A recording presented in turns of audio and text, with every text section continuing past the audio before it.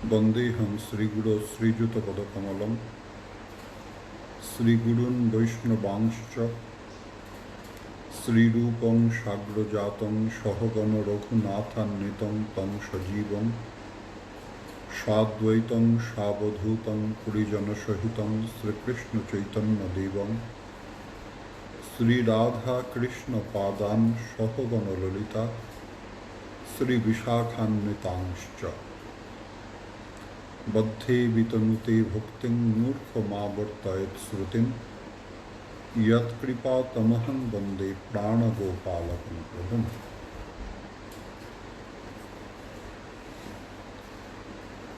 জয় নিতাই। আশা করি সবাই ভালো আছেন, জগতের জন্য প্রার্থনা করছেন।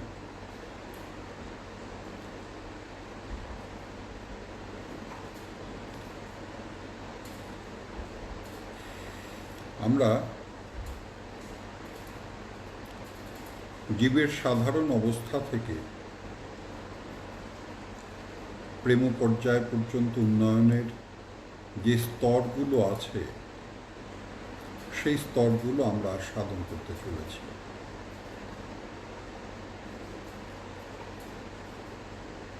সাধন নানা প্রকারের আছে এবং বেদবিহিত।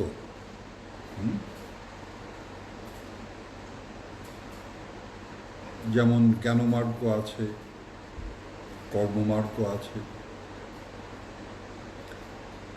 সাংখ্য আছে, যোগ আছে, ভক্তি আছে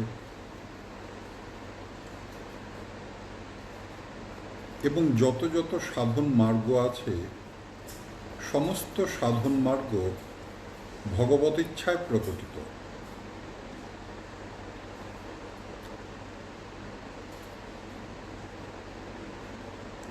সেদিন বলছিলাম মনির যথা বিভাগেন নীল পিতাধিভির্যুত রূপভেদ মবাপ্নতি জ্ঞানভেদ আত্মথাচ্যুত। সেই যে অদ্বয় জ্ঞানতত্ত্ব, সেই অদ্বয় জ্ঞানতত্ত্ব অবস্থানগত কারণে ভিন্ন ভিন্ন রূপে প্রতিভাত হন। যেমন একটা রত্নের মধ্যে আলো ফেললে বিভিন্ন জায়গা থেকে বিভিন্ন রকমের রঙের বিচ্ছুরণ দৃষ্ট হয়, ঠিক সেই রকম। তা সেই বিভিন্ন রকমটা কীরকম? বদন্তি তত্ত্ববিদস্তত্ত্বং যজ্ঞানমত্তায়ং ব্রহ্মেতি পরমাত্মেতি ভগবানীতি শব্দতে। তত্ত্ববিদগণ তারা মূলত তিনটে স্বরূপের কীর্তন করলেন। একটা হচ্ছে ব্রহ্মস্বরূপ, একটা হচ্ছে পরমাত্মা স্বরূপ, আর একটা হচ্ছে ভগবৎ স্বরূপ। এবং সাধন মার্গ অনুসারে ওই যদি জ্ঞানমার্গ অবলম্বন করা যায় তখন তিনি ব্রহ্মরূপে প্রতিভাত, যদি যোগমার্গ অবলম্বন করা যায় তখন তিনি পরমাত্মা রূপে প্রতিভাত, যদি ভক্তিমার্গ অবলম্বন করা যায় তখন তিনি ভগবান রূপে প্রতিভাত। এই যে বিভিন্ন সাধন মার্গ আছে, সাধনের কারণ কি না? সাধনের কারণ হচ্ছে নিজ পুরুষাকারে ওই কাল, কর্ম, মায়া এর যে প্রভাব আছে সেই প্রভাব থেকে মুক্তি লাভ করা। কারণ এই জগতে যত যত দুঃখ আছে, কষ্ট আছে, সমস্ত দুঃখ কষ্টের মূল কিন্তু এই তিনটে প্রভাব।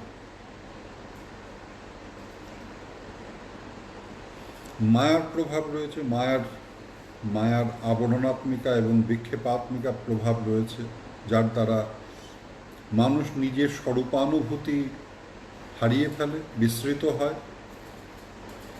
আর স্বরূপানুভূতি হারানোর ফলে নিজের সম্বন্ধে সত্য ধারণার অভাবে তখন সে বিপথগামী হয়ে যায়। মায়ার প্রভাব রয়েছে, অজ্ঞান অন্ধকার, হ্যাঁ, কর্তব্য জ্ঞানশূন্যতা ইত্যাদি মায়ার প্রভাব। আর যেই মাত্র মায়ার প্রভাব সৃষ্টি হলো, এখন এই জগতে যে জন প্রবেশ করেছে, কর্ম তো তাকে করতে হবে। কর্মশূন্য জীব থাকতে পারে না। তা যখন সে ওই কর্তব্যশূন্য হয়ে যায়, কর্তব্য জ্ঞানশূন্য হয়ে যায়, তখন সে দুষ্কর্ম করে। দুষ্কর্ম বলতে যে কর্মের ফলাফল ভালো নয়। আগামী দিনে বা আগামী জন্মে যে কর্মের ফল বেদনার সম্মুখীন করতে পারে তাকে বলে দুষ্কর্ম। দুষ্কর্ম মানে আমি কি কোনো পাপ করেছি?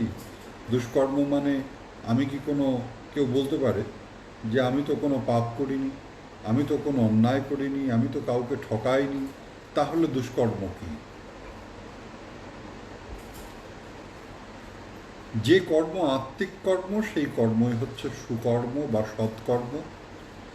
আর যে কর্ম আত্মিক নয়, সেটাকেই দুষ্কর্ম বলে বর্ণনা করা হয়েছে, বা নিষ্কর্ম। আর কি কাল, একটা জন্ম, শিশু, শৈশব, কৈশোর, যৌবন, প্রৌঢ়ত্ব, বার্ধক্য, আবার একটা জন্ম, তারপর মৃত্যু, তারপর আবার জন্ম। এটা হচ্ছে কালের প্রভাব। কে বুড়ো হতে চায়? যদি ওই বার্ধক্য রোধ করা যদি মানুষের সামর্থ্যে থাকতো, কেউ কি জগতে ছিল যে বার্ধক্য অঙ্গীকার করত?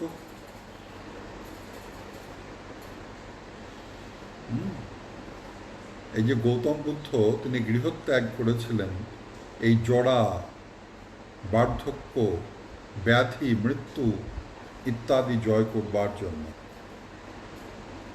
আর তার সাধনার পরিশেষ উপলব্ধি হয়েছিল এই জগতে একে জয় করা যায় না। তো যাই হোক, এই মায়া, কর্ম এবং কাল, এই প্রভাবের থেকে মুক্ত হওয়ার জন্য মানুষ সাধন ভজনে প্রবৃত্ত হয়। এখন আপনি একটা কাজ করলেন, যদি শ্রেষ্ঠ ফল না পান, তাহলে পরে সেই কাজের তো সার্থকতা হলো না। আপনি একটা কাজ করলেন, সমপরিমাণ কাজ করে যদি আরও বেশি প্রাপ্তির সম্ভাবনা থাকতো, তাহলে জানতে হবে যে আপনি যে কাজটা করলেন, যে পথে করলেন, আপনার পথের পছন্দটা ঠিক ছিল না। আপনি যদি আপনি যে পথে করেছেন সেটাকে ছেড়ে ওই পথে কাজটা করতেন, তাহলে আপনার প্রাপ্তি বেশি হতো। তা সুতরাং এই যে বিভিন্ন পারমার্থিক মার্গ আছে, সাধন ভজনের যে বিভিন্ন মার্গ আছে, পথ আছে, সেই পথকে অবলম্বন করবার পূর্বে নিজের যোগ্যতা এবং সেই পথের পরিশেষ প্রাপ্তিটা কি, এটা জানা অত্যন্ত প্রয়োজন। হয়তো এই জন্মে নয়, হয়তো আগামী জন্মে, হয়তো আরও প্রজন্ম পরে পথটা যদি ঠিক থাকে আমি লক্ষ্যে পৌঁছতে পারব। আর প্রথমেই যদি পথটা ভুল নির্ণয় করা হয়, তাহলে পরে ইহকালেই হোক কি অন্য জন্মেই হোক, ওই লক্ষ্যে উপনীত হওয়ার পরে তখন অনুতাপ হতে পারে। তা সেই কারণে আমি একটু ওই ভক্তিমার্গে প্রবেশের পূর্বে একটা সংক্ষিপ্ত একটুখানি সংযোগ করে নিচ্ছি। গতকাল পর্যন্ত আস্বাদন করলাম আমরা সাংখ্য আস্বাদন করছিলাম, যতদূর মনে পড়ছে ভীমসেনের সেই উপাখ্যান বলছিলাম যে দুর্যোধনের সাথে গদাযুদ্ধ হচ্ছিল। এদিকে ভীমসেনের তো ওই তিনি একজন শ্রেষ্ঠ গদাবীর, তার চাইতেও শ্রেষ্ঠ গদাবীর দুর্যোধন। দুজনেই গুরুভ্রাতা অর্থাৎ বলদেব চন্দ্রের অতি প্রিয় ছাত্র। ভীমসেন যুদ্ধ করছেন, কিন্তু কোনো লাভ হচ্ছে না। তার প্রচণ্ড আঘাত দুর্যোধনের মধ্যে কোনো প্রভাব বিস্তার করছে না। একটা সময় ক্লান্ত পরিশ্রান্ত, বোধহয় আর বাঁচব না। দুর্যোধনের এক একটা গদার আঘাত শরীরের সমস্ত শক্তি যেন শুষে নিয়ে নিচ্ছে, আর বুঝি বাঁচব না। যাক, শেষবারের মতো একবার কৃষ্ণ দর্শন করি। সেই লাবণ্যামৃত জন্মস্থান, বংশী গানামৃত ধাম, শেষবারের মতো একটু দর্শন করে।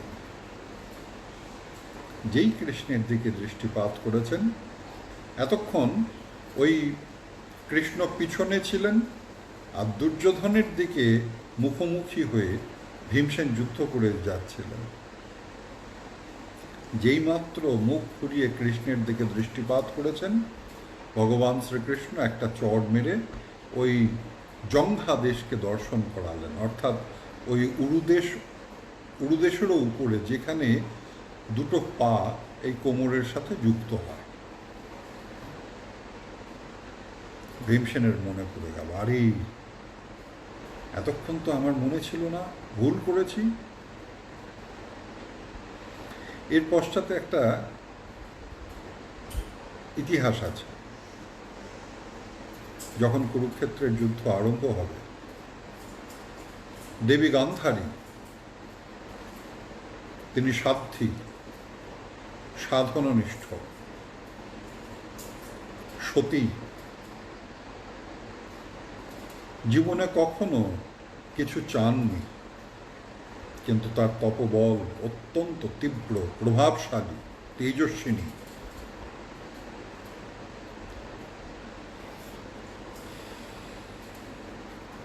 তিনি বললেন যে আমি একবার দুর্যোধনকে দর্শন করতে চাই।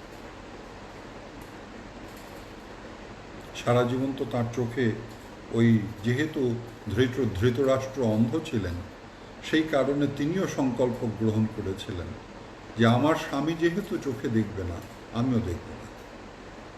তার চোখে একটা বন্ধন ছিল। কখনো বিবাহের পরে তিনি আর কাউকে দর্শন করেননি। তার শতপুত্র জন্মগ্রহণ করেছে, কে দেখতে কেমন, তিনি কারোর দিকে দৃষ্টিপাত করেননি, শুধুমাত্র কণ্ঠস্বর শ্রবণ করেছেন। তার ইচ্ছা হচ্ছে তার দৃষ্টি দিয়ে তার ওই যত সাধনার যত ফল আছে দুর্যোধনকে দান করবেন, দুর্যোধনকে দুর্ভেদ্য করে দেবেন। সংবাদ পেলেন দুর্যোধন,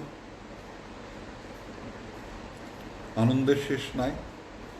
মা তাকে প্রথম দর্শন করবে। দুর্যোধন এসে গান্ধারী দেবীর কাছে নিবেদন করলেন যে মা, তুমি প্রথম দর্শন করছো, তা আমি কি পোশাক পরে আসবো মা?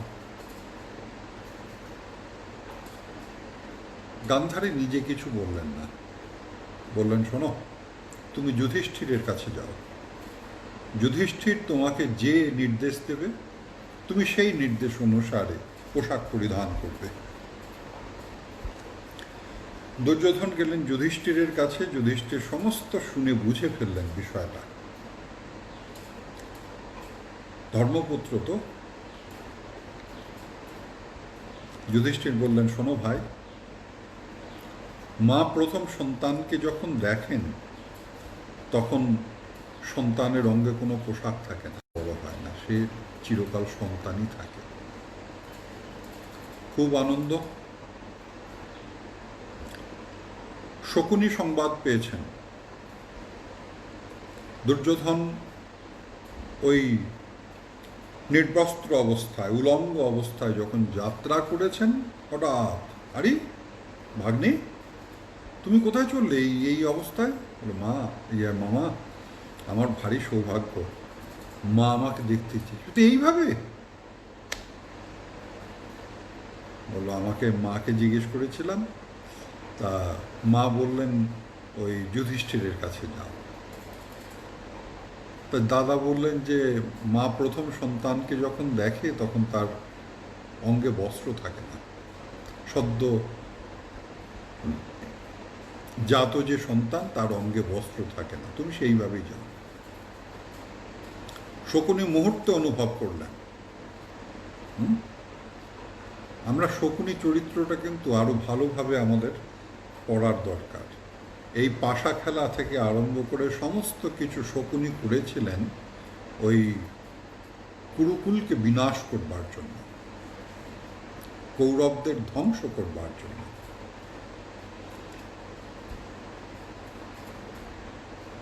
অন্য কোনো প্রসঙ্গে এই ইতিহাস বর্ণনা করব।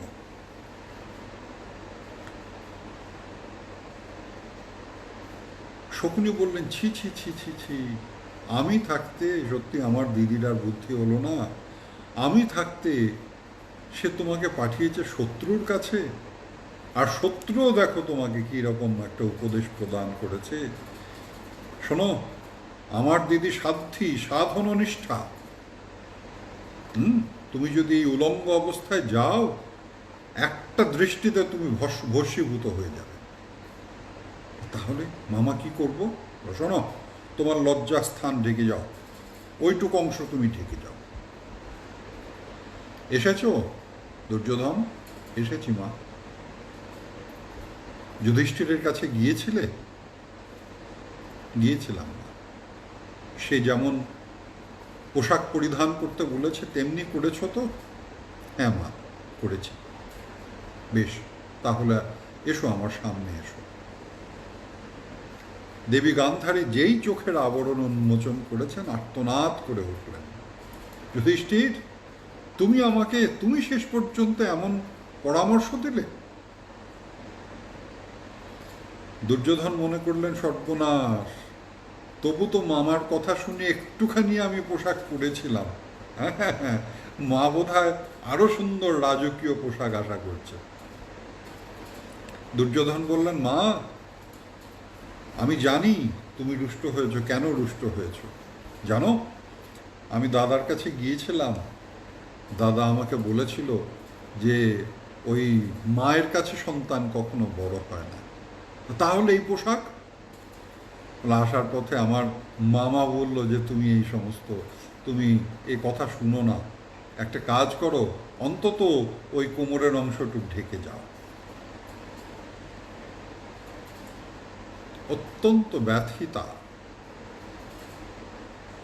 ক্রন্দনরতা দেবী গান্ধারী, তিনি আক্ষেপ করে বললেন, শকুনি, আমার শেষ চেষ্টা আমি করতে পারলাম না।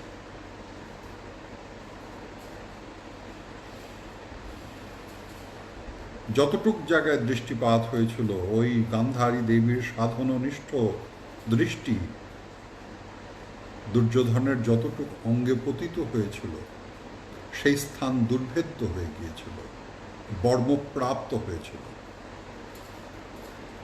এতক্ষণ ভীমসেন বুকে গদার আঘাত করেছে, মস্তকে গদার আঘাত করেছে, পিঠে গদার আঘাত করেছে, যে আঘাতে শত হস্তি ধ্বংস হয়ে যেতে পারে, ভেঙে চুরমার হয়ে যেতে পারে, কিন্তু দুর্যোধনের কোনো ক্ষতি হচ্ছে না।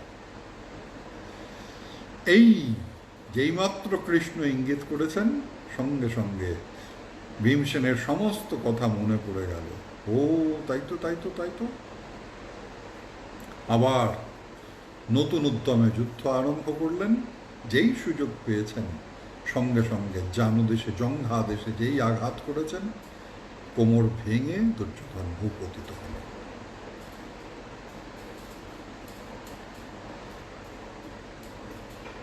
এই ইতিহাস বড় তাৎপর্যপূর্ণ।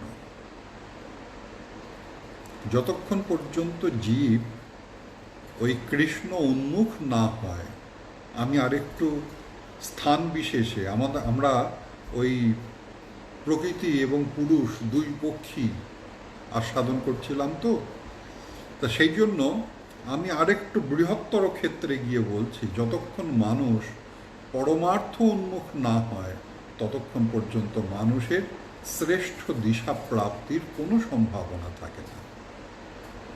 এই সংসার সমুদ্রে হাবুডুবু খেতে খেতে একটা সময় সে ডুবে যায়। তো ওই যে আমরা আস্বাদন করছিলাম, এই যন্ত্রণা কষ্ট সহ্য করতে করতে করতে করতে যখন ওই জীবাত্মারূপ পাখি পরমাত্মারূপ পাখির ওই উন্মুখ হয়ে ওঠে এবং তাকে তার এই প্রশান্তি, তার আনন্দপূর্ণ স্বরূপ দর্শন করে তার শরণাপন্ন হয়ে যায়, তার সাধনা করতে আরম্ভ করে, এই যে সাধনা, এটাই হচ্ছে সাংখ্য তত্ত্বের নির্দিষ্ট সাধনা।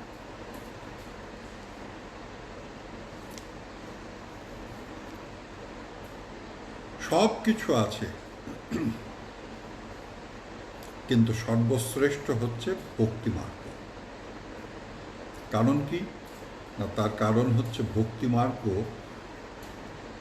এই মার্গ অবলম্বন করলে সর্বশ্রেষ্ঠ প্রাপ্তির সম্ভাবনা।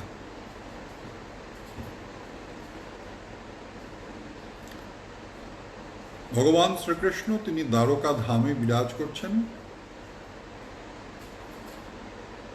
রাজসূয় যজ্ঞের জন্য। যুধিষ্ঠিরের রাজসূয় যজ্ঞে নিমন্ত্রণ করবার জন্য দেবর্ষি নারদ দায়িত্ব প্রাপ্ত হলেন।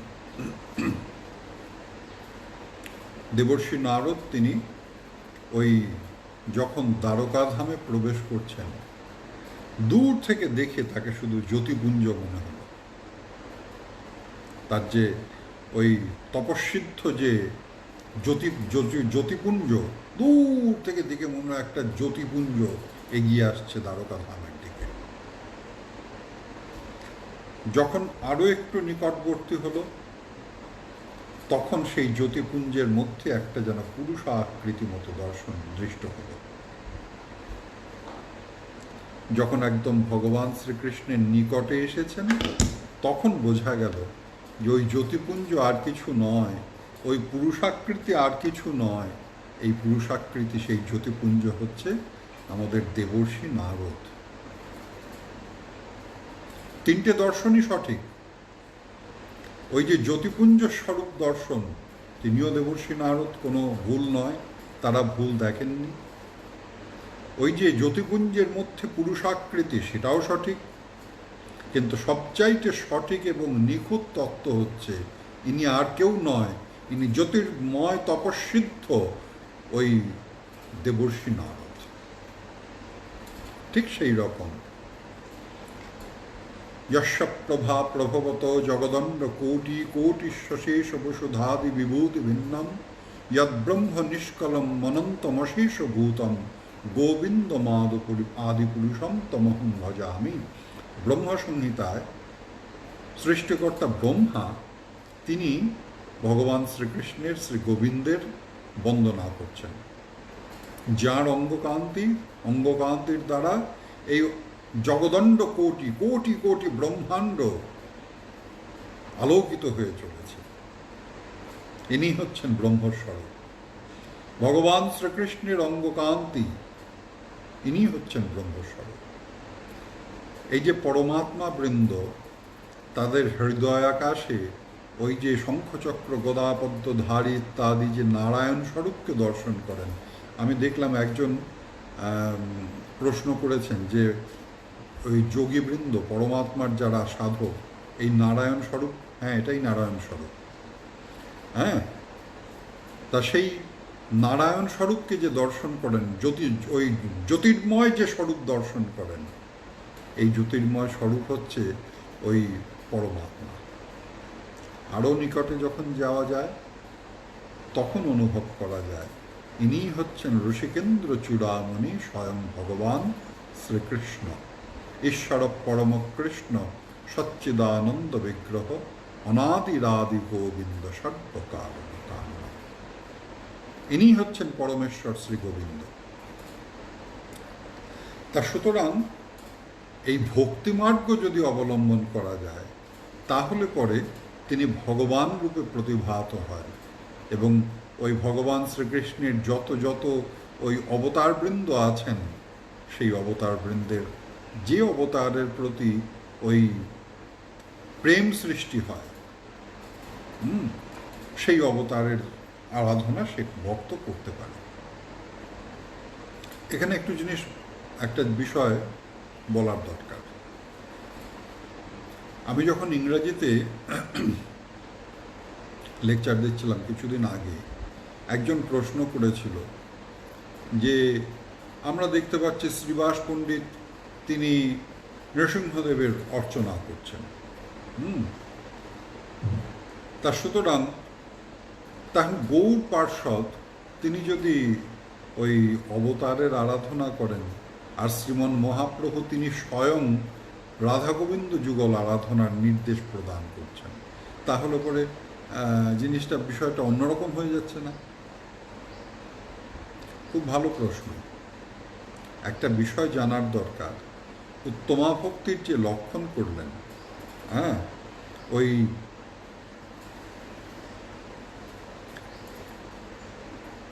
অন্নাভিলাষিতা শূন্যং জ্ঞানকর্মাত্মনাবৃতম আনুকূল্যেন কৃষ্ণানুশীলনং ভক্তির উত্তমা, সেখানে ওই কৃষ্ণানুশীলন শব্দে আমাদের শ্রীল জীব গোস্বামীপাদ তিনি টিকাতে বললেন যে ভগবান শ্রীকৃষ্ণ বা শ্রীকৃষ্ণ সম্বন্ধী,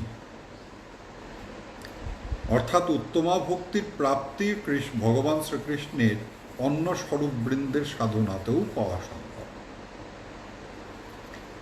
কিন্তু যাই হোক, শ্রেষ্ঠ স্বরূপ যদি পেতে হয় তাহলে ভক্তি মার্গ, ভক্তি মার্গ ছাড়া কিন্তু ওই শ্রেষ্ঠ স্বরূপের প্রাপ্তি হবে না। ভক্তি সন্দর্ভে শ্রীল জীব গোস্বামীপাদ বললেন, ভক্তির হি ভক্ত হৃদয় কোটি প্রবিষ্ট ভগবৎ হৃদয় বিগলয়ত্রী শক্তি বিশেষ। ভক্তিদেবী ছাড়া ওই ভগবানের হৃদয়কে একদম গলিয়ে ফেলে দেওয়া, এই ভাবটা কিন্তু অন্য কোনো সাধনের দ্বারা হয় না। গীতাতে ভগবান নিজ মুখেও বর্ণনা করছেন, ভজন্তি তু যেমাং ভক্তিয়া মইতে তেষু চাপ্যহম। ওগো অর্জুন, যারা ভক্তি সহকারে আমার ভজনা করে, আমার মধ্যে তারা অবস্থান করে, আমি তাদের মধ্যে অবস্থান করি। অর্থাৎ হৃদয়ের আদান প্রদান হয়ে যায়। তা সুতরাং এই মতাবস্থায় বলছেন যে ভক্তি হচ্ছে সর্বশ্রেষ্ঠ।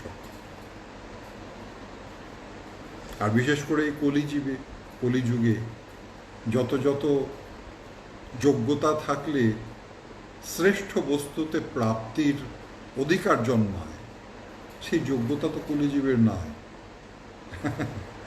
শ্রীমদ্ ভাগবত বললেন, কলের দোষ নিধি রাজন নাস্তি ঝেক মহান গুণ কীর্তনাদেব কৃষ্ণস্য মুক্ত সঙ্গঃ পরং ব্রজেত।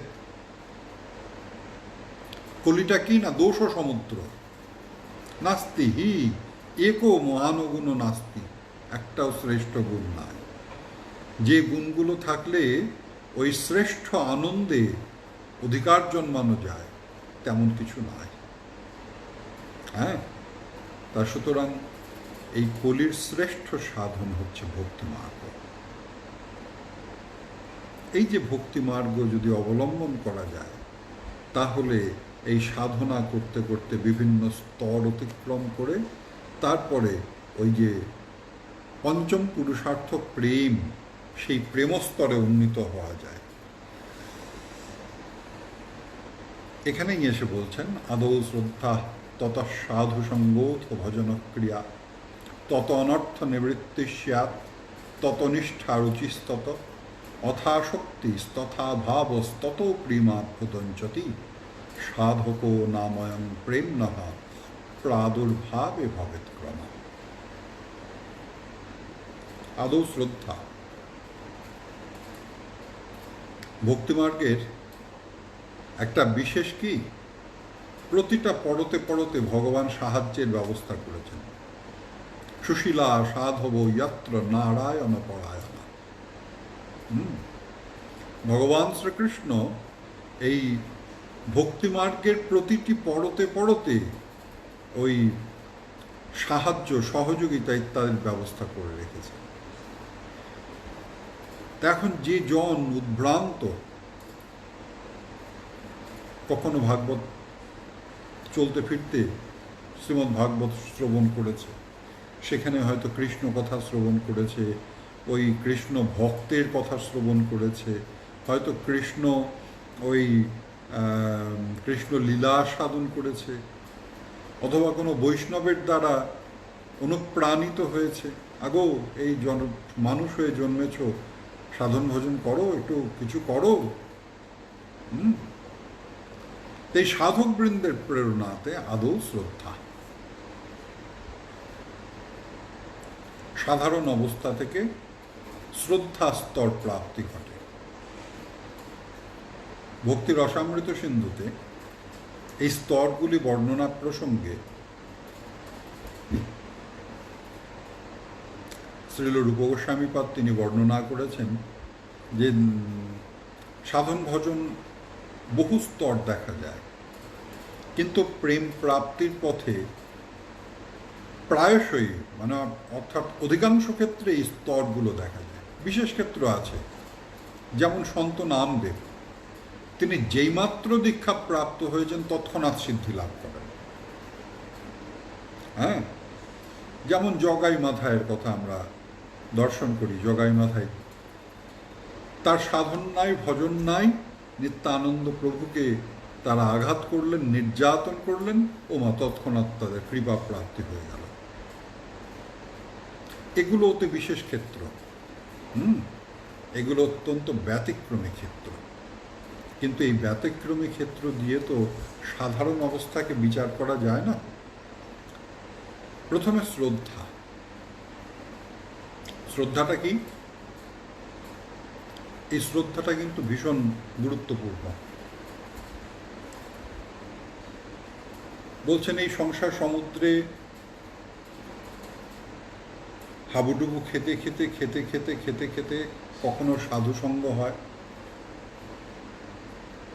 সনমপি সজ্জন সঙ্গতি রেকা ভবতি ভবার্ণব তরণী নৌকা। শঙ্করাচার্যদেব তিনি মহমুৎকর স্তোত্রে ওই বর্ণনা করলেন, সনমপি সজ্জন সঙ্গতি রেকা ভবতি ভবার্ণব তরণী নৌকা। ওই সাধুবৃন্দের যদি কৃপা ক্ষণিকের জন্য তুমি প্রাপ্ত হও, বেশির দরকার নেই, সনমপি ভবতি ভবার্ণব তরণী, এই ভব সমুদ্রে সেটাই আমার তোমার কাছে পরপারে যাওয়ার তরি স্বরূপ হয়ে উপস্থিত হয়। তা বিশেষ সাধক কৃপার দ্বারা তখন ওই কথা শুনে শুনে কৃষ্ণ, ভগবান শ্রীকৃষ্ণের বিভিন্ন অবতার, তারপরে মানব জীবনের সার্থকতা ইত্যাদি শ্রীমদ্ ভাগবত, শ্রীমদ্ ভগবদ গীতা এবং যত যত পুরাণ আদি আছে তাদের সমস্ত কথাবার্তা শুনে সুদৃঢ় প্রতীতি। শ্রদ্ধা বিষয়টা কি? সুদৃঢ় প্রতীতি, সংশয়হীন বিশ্বাস যে শাস্ত্রে যে কথা বলা হয়েছে সে কথা মিথ্যা নয়, সে কথা অক্ষরে অক্ষরে সত্যি। এই যে অনুভূতিটা অধিকাংশ ক্ষেত্রে হয় কি, এ কথাটা আমি পূর্বেও বলেছি, আমি দেখেছি যে নিত্য গীতা পাঠ করে কিন্তু গীতার বাণী হৃদয়ে ধারণ করার কোনো চেষ্টা নাই, ওই পাঠটুকুই হয়। আমি দেখেছি ওই শাস্ত্রাদি পাঠ করে চলেছে, প্রভু আমার তো এই ইত্যাদি ইত্যাদি গ্রন্থগুলো পড়া হয়ে গিয়েছে। গ্রন্থ পড়া হয়েছে গল্প পড়ার মতো করে, হ্যাঁ, কিন্তু হৃদয়ে ধারণ করা হয়নি।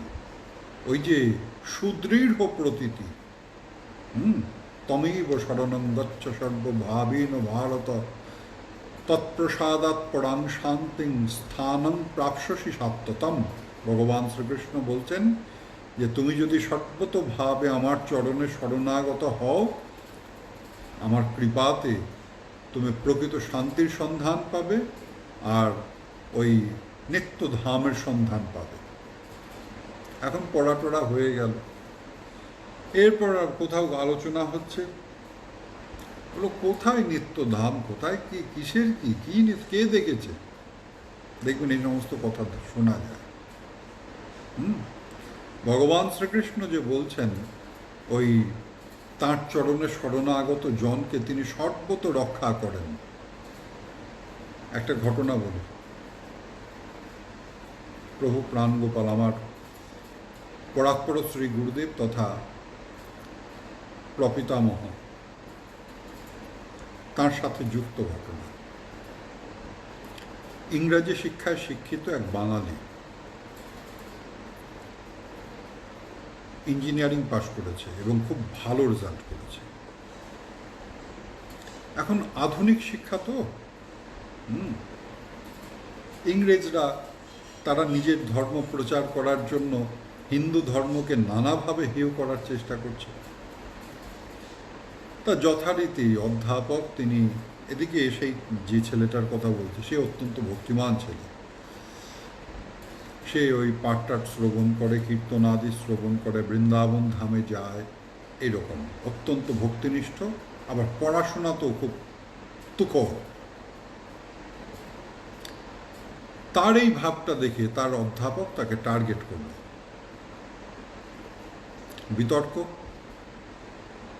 তোমাদের ধর্মে এই সমস্ত লীলা টিলা এগুলো সব মিথ্যা, এসব গল্প, এগুলো বিজ্ঞানের দ্বারা তুমি এগুলো প্রমাণ করতে পারবে না, এগুলো মোটেও বাস্তববাদ সম্পন্ন নয়। এই করতে করতে একটা পর্যায়ে গেল যে ওই একটা চ্যালেঞ্জ হয়ে গেল, ঠিক আছে তুমি যদি আমাকে পরাজিত করতে পারো বিজ্ঞানসম্মত যুক্তি দিয়ে, আমি তোমার ধর্ম গ্রহণ করব, আর তুমি যদি আমার কাছে পরাজিত হও তুমি আমার ধর্ম গ্রহণ করবে।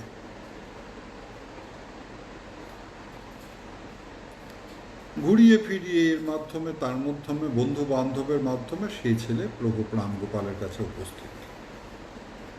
তখন প্রভু প্রাণগোপাল 60 নম্বর গ্রে স্ট্রিটে অবস্থান করছেন, কলকাতা হাতিবাগানে।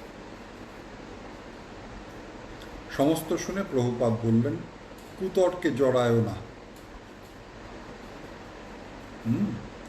কুতর্কে জড়াবে না, তোমার এইসব এই যে বলছে এগুলো তোমার গ্রহণ করার দরকার নাই। না প্রভু, এই ইংরেজদের জবাব দেওয়ার দরকার। হলো শোনো, অচিন্ত তত্ত্ব কখনো জাগতিক যুক্তি দিয়ে সমাধান করতে পারবে না, কারণ এদের অচিন্ত তত্ত্বের বিশ্বাস নাই। তা সুতরাং ওই ভৌত যুক্তি দিয়ে অচিন্ত তত্ত্ব, চিন্ময় তত্ত্বকে তুমি প্রতিষ্ঠা করতে পারবে না। এদের সে সামর্থ্যই নাই যে তারা অচিন্ত তত্ত্বের অনুভব পর্যন্ত গিয়ে উপনীত হয়। এরা দেহ দৈহিক এবং এই জড় জগতের বাইরে কিছু বোঝে না, বোঝার সামর্থ্য নাই। প্রভুপাদের নিষেধ সত্ত্বেও সেই ছেলে চ্যালেঞ্জকে অ্যাকসেপ্ট করে ফেলল।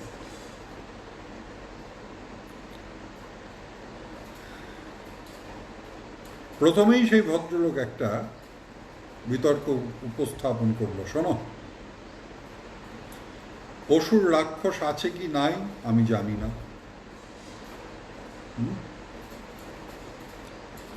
কিন্তু গিরিরাজ গোবর্ধন যে ধারণ করেছে, ধরে নিলাম যে তোমার কৃষ্ণ পাহাড়টাকে তুলতে গেল। তা পাহাড় তো আর এক পাথরের পাহাড় নয়, পাহাড়ের এক ধারে ওই সরু থাকে, মধ্যেখানে মোটা থাকে। তো এই সাইড একদিক থেকে যদি পাহাড়টাকে তুলতে যায়ও, কোনা ভেঙে যাবে, মাথায় তোলা যাবে না। যদি শুনলাম তুলেই ফেললো, তাহলে পরে যদি বেসটা ঠিক মতো তৈরি না হয়, অর্থাৎ ভিতটা, দেখবেন বাড়িটারি বানাতে গেলে ওই পিলার দিয়ে নিচে চওড়া পায়া দেওয়া হয়, যাতে ওই পিলারের চাপে সেটা মাটিতে ঢুকে না যায়। তাহলে চিন্তা করে দেখো কি জাতীয় কত বড় বেস তৈরি করার দরকার। এই রকম নানাবিধ ইঞ্জিনিয়ারিং যুক্তিতে সেই ছেলেটা পরাজিত হল। ব্রিটিশ সরকার আর ফিরে আসার কোনো উপায় নাই। প্রশাসন তাকে ঘিরে ফেলে দিয়েছে। এখন তাকে মানে ওই যে অধ্যাপক, তার ধর্ম স্বীকার করতে হবে। শেষ পর্যন্ত পরাজিত হয়ে সেই রাত্রে ছেলেটা আত্মহত্যা করে। সেই রাত্রে ছেলেটা আত্মহত্যা করে।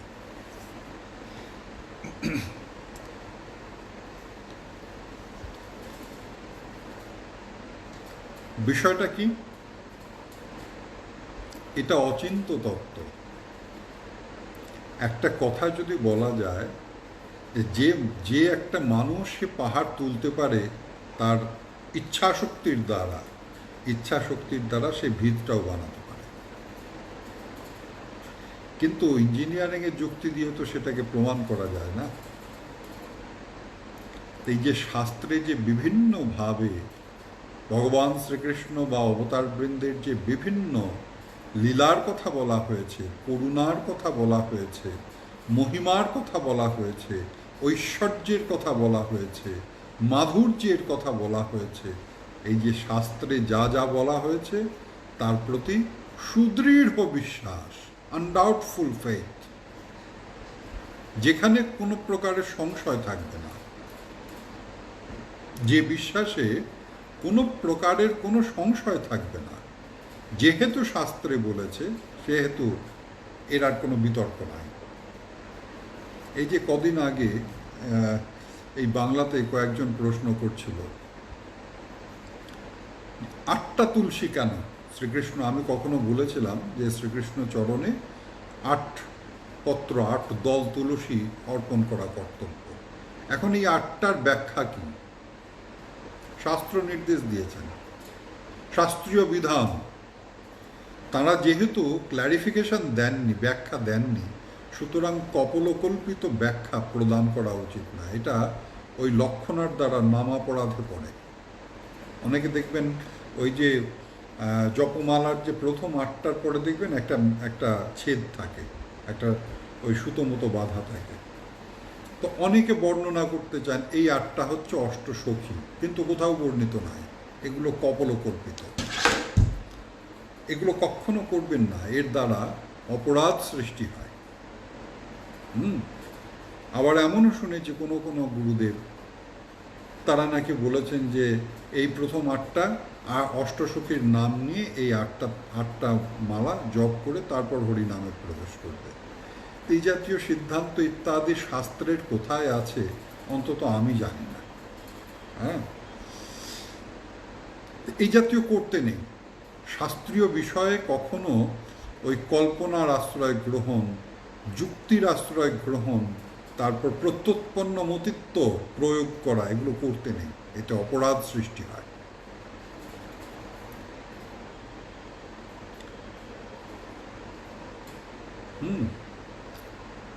তো যাই হোক, শাস্ত্রে যা যা বলেছে এই সমস্ত কিছু অভ্রান্ত, এর মধ্যে সংশয়ের কোনো অবকাশ নাই। এমন যে একটা অনুভূতি, এমন যে একটা সুদৃঢ় ওই বিশ্বাস, এই বিশ্বাসটাকে বলা হয় শ্রদ্ধা। শ্রদ্ধার বিভিন্ন স্তর আছে বা শ্রদ্ধার বিভিন্ন অধিকারই আছে। আমরা আগামীকাল এই শ্রদ্ধার অর্থাৎ ধারাবাহিকভাবে আমরা প্রেম পর্যায় পর্যন্ত আমরা অগ্রসর। জয় নিতাই।